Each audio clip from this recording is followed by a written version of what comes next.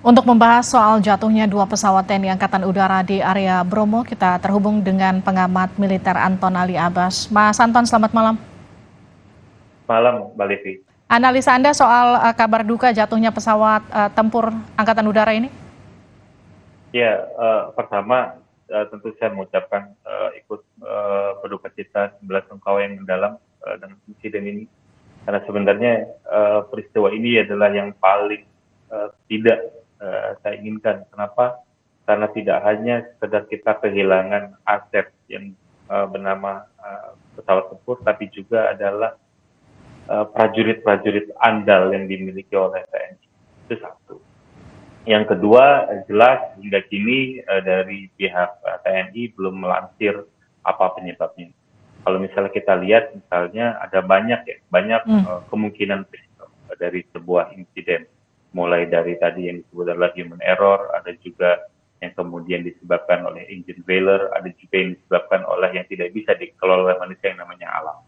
Tapi seringkali juga gitu, itu ketika setiap kecelakaan itu tidak punya penyebab tunggal. Oke. Jadi ada beberapa faktor yang saling berkelindan satu sama lain.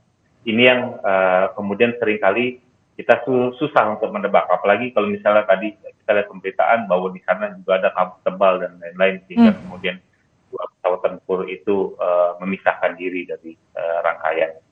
Mas Anton, kita eliminasi satu-satu salah satu faktornya. Kalau usia pesawat ini baru dibeli 2012. Koreksi saya kalau salah ya. Ini terus kemudian faktor ada human error, ada juga faktor kemudian pemeliharaan.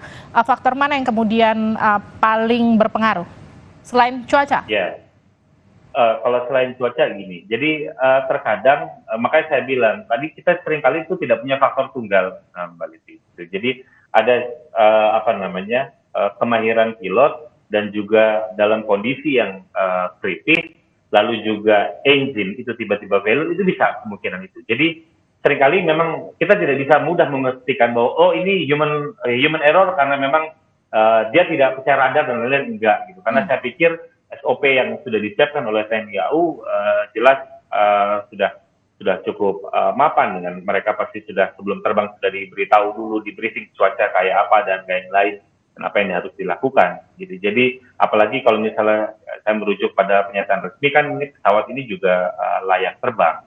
Jadi layak terbang. Kalau tadi tanya mana yang lebih dominan antara human error sama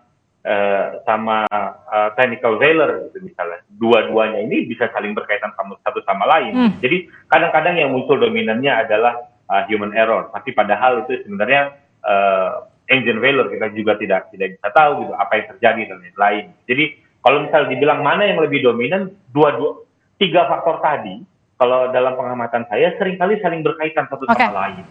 Kalau dari mana yang lebih dominan ini akan menjadi sulit. Kalau dari sejarahnya, Super Tucano ini selain yang kali ini kemudian terjadi, peristiwanya apakah sempat terjadi di negara lain misalnya?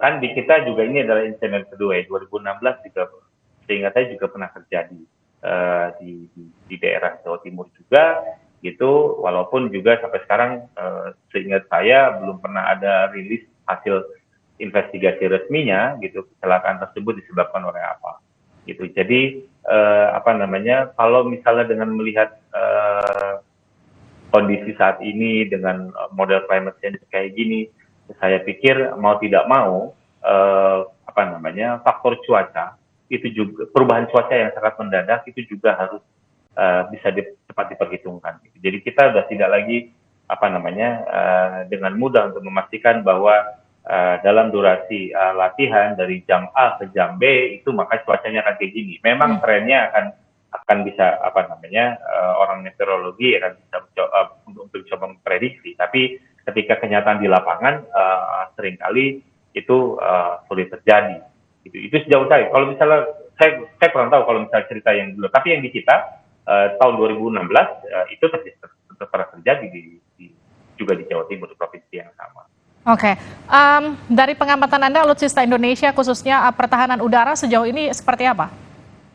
Nah, ini yang memang bagi saya gitu ya. Jadi kita itu seringkali, pemerintah selalu menggembar-gemborkan yang namanya MRF. Kita berpacu untuk meningkatkan kuantitas.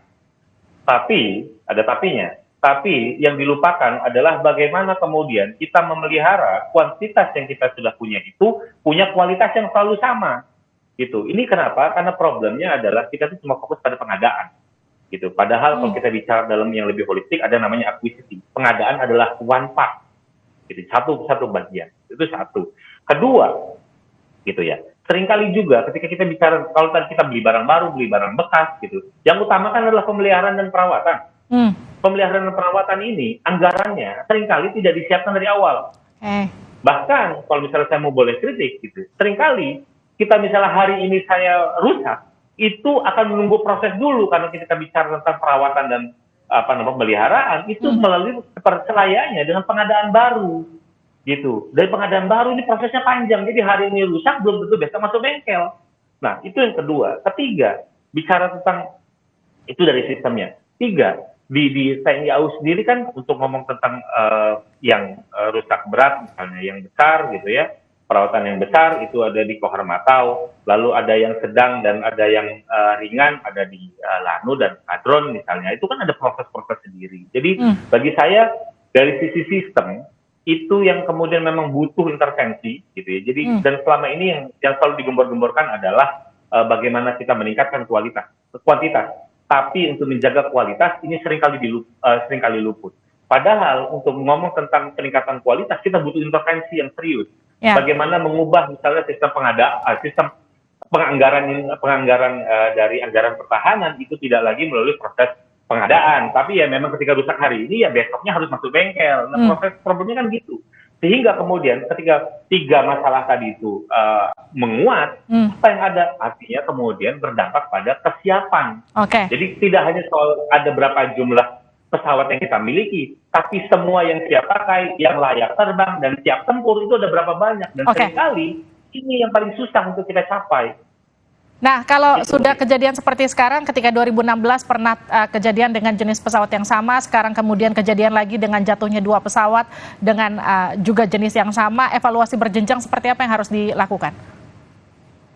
Saya pikir ini jenis Super Tucano ini sudah punya flight simulator dan menarik kan. Kalau misalnya kita bicara tentang Super Tucano ini kan tidak hanya sekedar light fighter, tapi dia juga pesawat latih. Mungkin gitu, dan penerbang-penerbang muda yang dimiliki oleh TNI AU juga meningkatkan jam terbangnya dengan menggunakan pesawat jenis ini. Mungkin gitu ya, misalnya diperbanyak simulatornya. Gitu. Mereka sudah punya simulator. Jadi untuk meningkatkan jam terbang tidak melulu harus menggunakan pesawat aslinya. Walaupun nanti misalnya memang ada beberapa case tertentu, skill-skill tertentu yang memang harus dengan menggunakan pesawat aslinya seperti menembak misalnya. Mereka bermanuver, tapi kan ada hal-hal lain yang memang harus selalu skillnya diasah gitu. Jadi dengan kata lain bagi saya semestinya gitu ya keberadaan dari flight simulator menjadi esensial, penambahan jumlah flight simulator menjadi esensial sehingga kemudian ketika kita bicara tentang pemeliharaan skill dari penerbang kita itu tetap bisa dijaga. Belum lagi misalnya kita juga harus ada perencanaan bahwa semua pilot-pilot itu secara gradual dan terencana itu juga memang harus dijaga. Kalau misalnya flight simulatornya nggak ada, ya minimal setahun sekali mereka ikut kursus ke luar negeri untuk menjaga skill mereka. Karena bagaimanapun juga ketika kita bicara tentang pilot ini pasti akan bicara tentang skill yang harus dijaga. Jadi saya pikir ketika mereka sudah flight simulator, alangkah baiknya kita misalnya flight simulatornya itu ditambah banyak sehingga kemudian durasi latihan gitu. Cuma kalau kita bisa untuk pakai flight simulator, tapi untuk yang hal tertentu nanti bisa